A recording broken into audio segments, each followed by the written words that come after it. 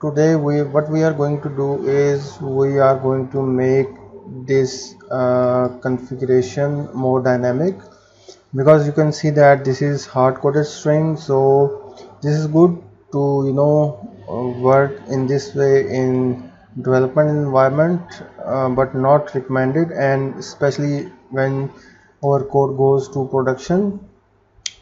This is not at all recommended. This is very bad approach. So it should be configurable without changing the code. It should be, this connection string should be picked from a config file, so that if we want to change our uh, deployment environment, we just need to change this string inside our config file. So in this episode we will remove this dependency, this hardcode dependency, and this is the very basics of entity framework code, that they should be configurable. So what we will going to do is, there are certain approaches. So first and simple approach is just replace this line with dynamic string, which will be come from our app setting.json file. So let's do it. So for that one I will add configuration, right, and I will going to use this one.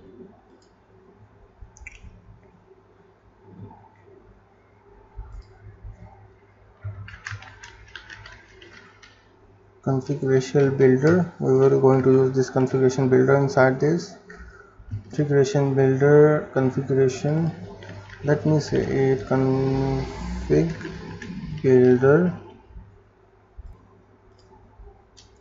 dot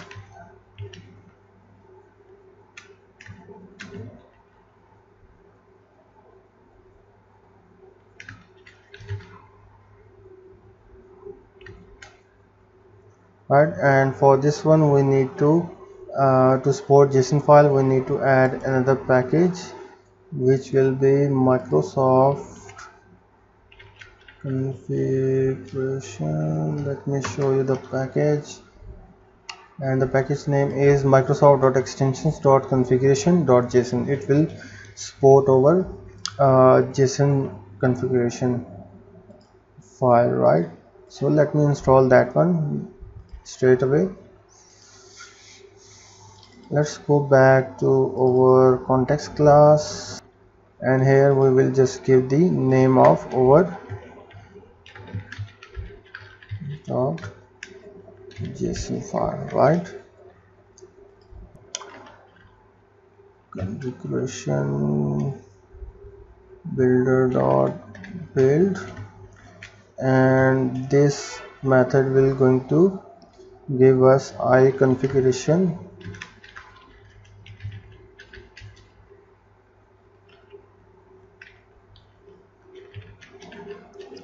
We can use configuration and configuration root, any of the interface.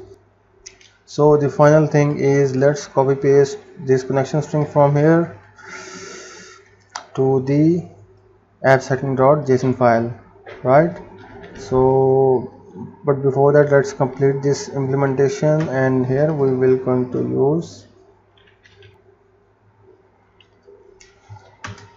the get connection string, and we will name here our connection string key name, which will be, let's say, default connection string, right? Okay, so you can see that now there is no hardcode thing, everything is dynamic. So to support this configuration file, let's add this file into the project. For that one I am going to add app settings.json, right, and we will add a property here, which will be connection strings, right? And each connection strings property will going to have let's say default connection string like this, and let's paste that connection string here, right? So apps, okay, I think the extension was misspelled, so it's now fine. You can see that we have a connection strings property which is having default connection string key, and we have assigned this to our connection string value. And this is reserved. We have to use this one to access our connection strings, right? So the next thing is just run this program once to see if everything works fine. And let me tell you that there will be an error. Let's see what that error is. Okay, so it's saying that the configuration file app settings.json was not found, right? So why it is saying that? Because for our files other than our programming files, these files should be copied to our build folder, right? If you select this file, you can see that there is a property copy to output directory, so we need to make sure we use any of these two options. So I will choose copy if newer. Okay, only the updated copy will be placed, otherwise it will not be replaced, right? Now let's rerun the program again. Now you can see that it works fine, right? To just to see it's adding record properly, let's query our database.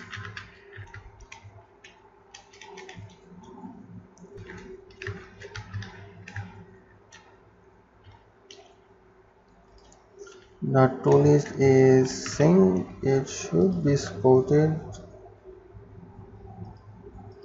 right? So we need to put await here, and let's change this variable to posts. And next thing will be we need to iterate those posts to show the results. For each it's supported. Let me output that post title, and for that I will going to use string interpolation,